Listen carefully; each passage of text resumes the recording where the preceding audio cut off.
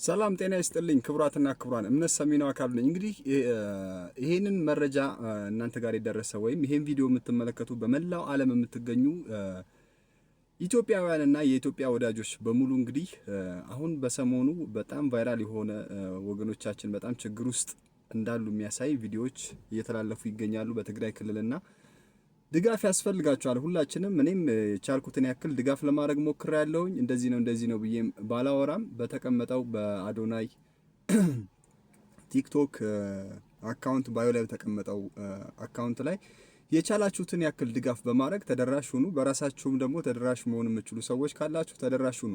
እርዳታ ለሚያስፈልጋቸው ሰዎች እርዳታ ማድረግ ተገቢ ነው ብዬ አስባለሁኝ ማለት ነው። ግን አሁን ትግራይ ላይ ብቻ ያለውን ችግር ብቻ አይደለም መመልከት ያለብን። በመላው ኢትዮጵያ ብዙ ቦታዎች ላይ ችግር አለ። እዚህም አዲስ አበባ ላይም በጣም የተቸገሩ ሰዎች ይኖራሉና ሁላችንም ወደ ግራ ወደ ቀኝ እየተመለከትን ከቤተሰባችን ጀምረን ከጓደኛችን ጀምረን በአካባቢያችን ካሉ ሰዎች ጀምረን መረዳዳት መደጋገፍ መቻል አለብን። ኢትዮጵያ ውስጥ ብዙ ጥሩ ነገሮችም አሉ፣ ብዙ አስቸጋሪ ነገሮችም አሉ። አንዳንድ በጣም የደላቸውም ሰዎች አሉ፣ በጣም የቸገራቸውም ሰዎች አሉ። ስለዚህ አንተ ደልተዋልና ሌላው ሰው አልቸገረውም ማለት ስላይደለ ሁላችሁም በቻላችሁት መጠን መደጋገፍ መረዳዳት አለባችሁ ማለት ነው። ስለዚህ ይሄንን መልእክት የምትሰሙ ሰዎች በሙሉ በአንድ አቅጣጫ ብቻ ሳይሆን መመልከት ያለባችሁ እዛ ጋር ያሉትን ሰዎች በደንብ ማቋቋም፣ መደገፍ፣ መርዳት፣ የሚበሉት፣ የሚጠጡት፣ የሚለብሱትን፣ የሚያድሩበትን መሰረታዊ የሚባለውን ነገር መደገፍ።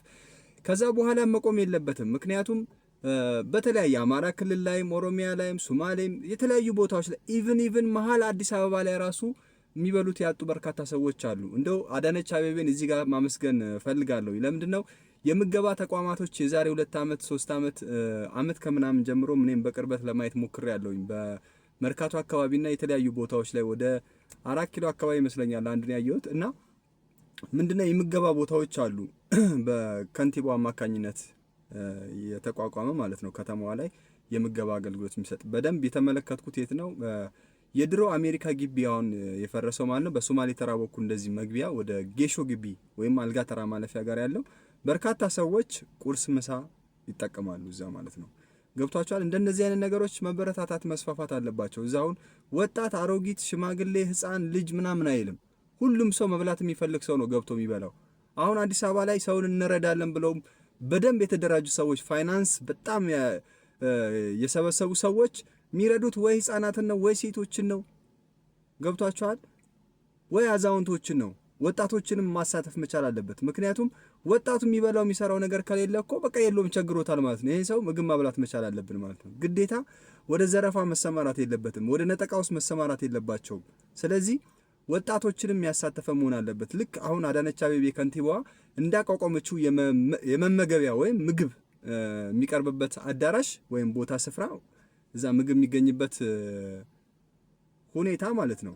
በቃ ወጣቶችም ሴቶችም ህፃናቶችም ሁሉም ነው የሚጠቀሙበት አሁን በከንቲባ የተቋቋመው ቦታ ማለት ነው። ስለዚህ ሌሎቻችሁም እንደዚህ ነው ማድረግ ያለባችሁ። ግዴታ አንድ ሰው ማርጀት የለበትም ከነችግሩ። አንድ ሰው በቃ ድርቅ ብሎ ማርጀት የለበትም። ወጣት እያለም ስራ ሊያጣ ይችላል፣ ሊቸግረው ይችላል። ምናልባት የዛሬ ሳምንት ገንዘብ ሊከፈለው ዛሬ ገንዘብ ላይ ኖረው ይችላል። ስራ እየሰራ ላይበላ ላይጠጣ ይችላል። 2 ቀን 3 ቀን አልበላም ማለት ይሄ ሰውዬ አካሉ ሞራሉ ብዙ ነገሩ ይጎዳል። ምግብ መብላት አለበት። በቃ ክፍት ተደርጎ ወጣቶችም ሆነው አሳማኝ ምክንያት ያላቸው ሰዎች የሚበሉት የሚጠጡት የሌላቸው ሰዎች በነፃነት ሳይሳቀቁ የሚበሉበት ቦታ ሊመቻች ይገባል። ይሄ ነገር ሊታሰብበት ይገባል። መሀል አዲስ አበባ ላይ መሀል ከተማ ላይም እንደዚህ አይነት ችግሮች ስላሉ ማለት ነው። አሁን የህፃጹን ጉዳይ ብቻ አይደለም ማንሳት ያለብን፣ ትግራይ ላይ ብቻ ያለውን አይደለም ረሃብ ብቻ ማንሳት ያለብን።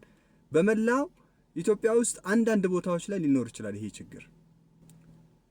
የለምም አይባልም፣ አለም ተብሎ 100% ደግሞ አይነገርም። ገብቷቸዋል። ስለዚህ ዋናው መፍትሄ ሊሆን የሚችለው ነገር ምንድነው? እነዚህ ድጋፍ የሚያስፈልጋቸው ሰዎች ድጋፍ ይደረግላቸው። በመላው ኢትዮጵያ ብዙ ችግር አለ። ስለዚህ በመላው ኢትዮጵያ ያላችሁ ሰዎች ድጋፍ አድርጉ። እኔ ደግሞ አንዳንድ በጣም ግርም የሚለኝ ወንድሙ የሚበላው የሚጠጣው የሌለ ሰው እንደዚህ ቻሌንጅ ላይ እንሳተፍ የሚሉ ሰዎች አሉ። ወንድምህን እርዳ መጀመሪያ።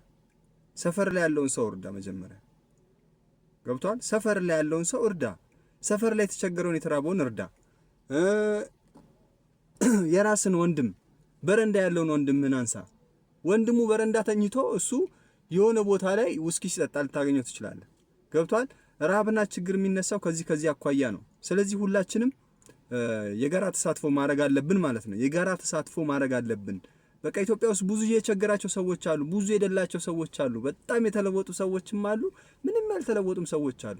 ድጋፍ መደረጉ መቀጠል አለበት። በመላው ኢትዮጵያ ከመሃል ከተማ እስከ ጫፍ ድንበር ድረስ ያሉ ችግሮች አሉ። እነዚህ ሰዎች ያማከለ ድጋፍ መደረግ መቻል አለበት። እምነት ሰሚ ነው አካሉ ነኝ። ስላዳመጣችሁኝ ስለሰማችሁኝ አመሰግናለሁኝ። መልካም ቀን መልካም ጊዜ ይሁንላችሁ። ይመቻችሁ።